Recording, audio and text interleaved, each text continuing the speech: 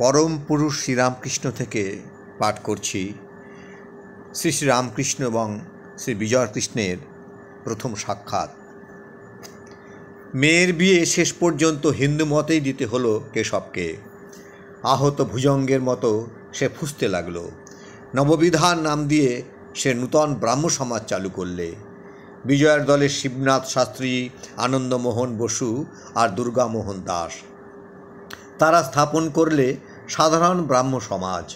অসাধারণ ঝগড়া, আকাশ হইল আকাশের মনে, ঘট নিয়ে মারামারি। কিন্তু কেশব যখন একবার রামকৃষ্ণের দেখা পেল, তখন আর আবার ঝগড়া কি, কিসের বিবাদ বৎসা, কিসের মতভেদ?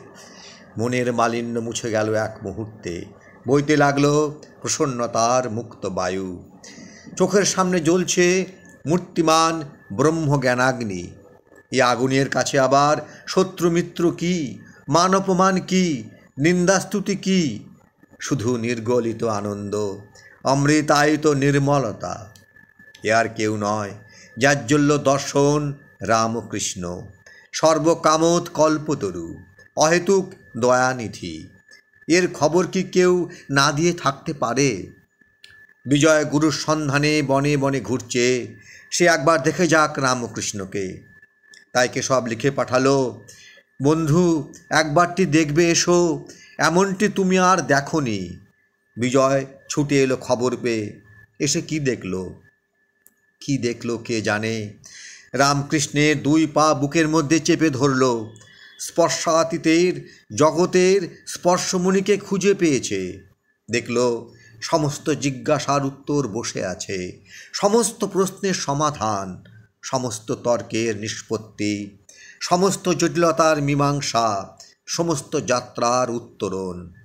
নরপূজার বিরুদ্ধে একদিন প্রতিবাদ করেছিল বিজয়, কিন্তু এখন এসব কি হচ্ছে? নর কোথায়? এই যে নরাকারে নিরাকার পরমেশ্বর ইচ্ছাবশে মায়াময় রূপ ধারণ করে অবতীর্ণ হয়েছেন সংসারে। অতীন্দ্রিয় রাজ্যের সম্রাট হয়েও আছেন, হৃদয়েশ্বর হয়ে, খেলার সাথী হয়ে, বিশ্রম্ভরের সখা হয়ে, স্নেহের মাতা, পালনের পিতা হয়ে, 10 দিগন্ত ব্যাপী প্রেমের মহাসমুদ্র হয়ে। বিজয়ের কণ্ঠে শুধু সেই শ্রবণ লোভন আকুতি, হে শ্রীহরি। জয় ঠাকুর।